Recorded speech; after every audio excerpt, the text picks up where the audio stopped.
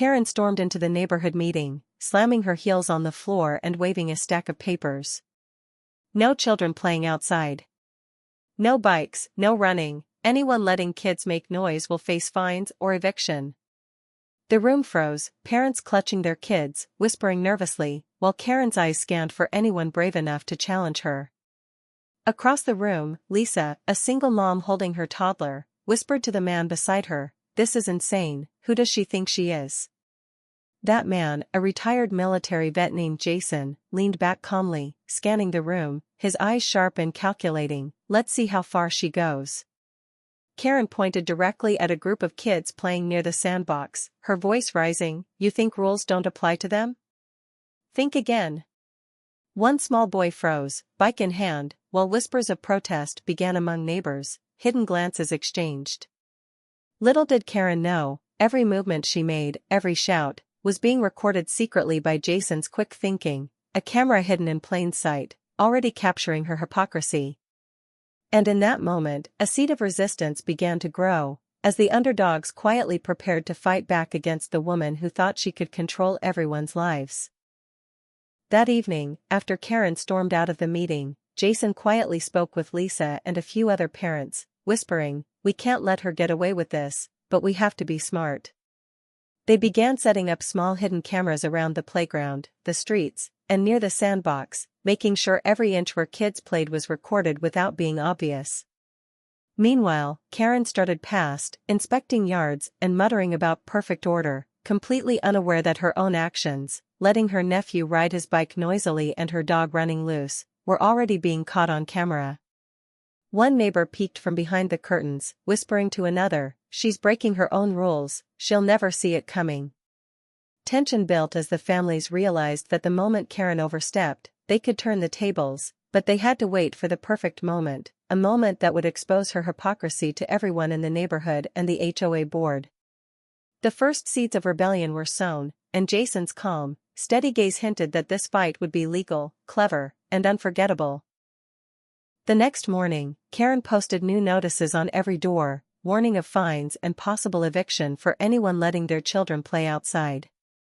Parents exchanged nervous glances, but Jason gathered a small group of brave neighbors in secret, showing them the footage from the hidden cameras, Karen herself riding a noisy bike in her yard, tossing toys, and letting her dog run free.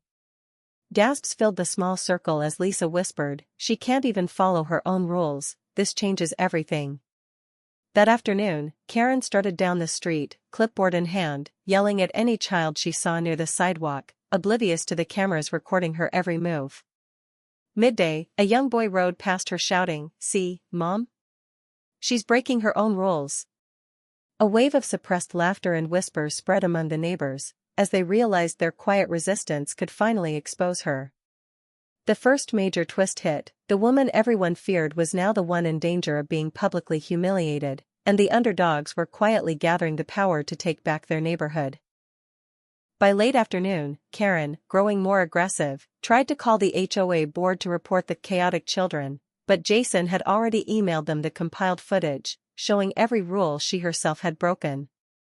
The board members leaned in, eyes widening at the evidence, while Karen's confident voice wavered as she protested, "This isn't real. These are lies."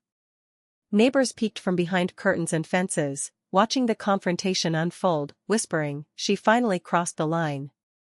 At that moment, Karen realized she had underestimated the quiet families she tried to control, and the second major twist hit. Not only would she be challenged, but the very laws she had wielded as a weapon would now be used to remove her from power. The street, once tense and fearful, now buzzed with hope and anticipation, as the underdogs prepared to reclaim their right to let their children play freely, legally, and without fear. The following morning, the HOA board called an emergency meeting, and Karen arrived, confident she would intimidate everyone once more. But as she opened her mouth to lecture, the projector lit up, displaying every clip of her violations, her dog running loose, bikes clattering, decorations flapping in the wind, and her nephew riding noisily around her yard. Gasps filled the room, and Karen's face went pale as her own hypocrisy was laid bare for the first time. Jason stepped forward calmly, "All of this is documented, Karen. Every rule you enforced, you broke yourself. The board reviewed the footage in silence, nodding in agreement, while Karen stammered, unable to argue. The first real victory for the residents was complete, but the final twist was yet to come. Not only was Karen's power exposed, but the HOA bylaws contained clauses that would permanently prevent her from abusing authority again. The neighborhood finally sensed that justice was within reach, and their plan was working perfectly. Minutes later, the HOA board officially announced Karen's removal from power, citing multiple violations of the bylaws she herself had helped write. Neighbors quietly cheered, some wiping tears of relief as Karen tried to protest, her authority gone, her intimidation meaningless. The final twist came when the board revealed that Karen would also lose personal privileges over community property, including her grill and decorations, and be required to pay fines for her own violations. Illegal, complete, and satisfying justice. Jason walked past her house, holding his daughter's hand, smiling quietly as neighbors waved, realizing they had won without breaking a single law. The streets, once tense and fearful, now echoed with laughter and freedom, the children playing without fear, and the community stronger and united than ever. Karen had tried to control lives with fake power, but the underdogs had cleverly and legally reclaimed their neighborhood. Weeks later, the neighborhood had fully returned to normal, with children laughing, bikes clattering, and families enjoying their yards freely. Karen kept to herself, her authority gone, and whispers of her past misdeeds followed her wherever she went, but no one feared her anymore.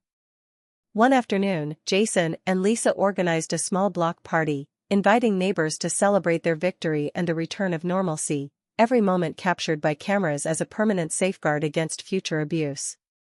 The final twist was subtle but powerful. The community had grown stronger, more united, and empowered by the very rules Karen once tried to manipulate, and any attempt to bully them again would fail before it even began.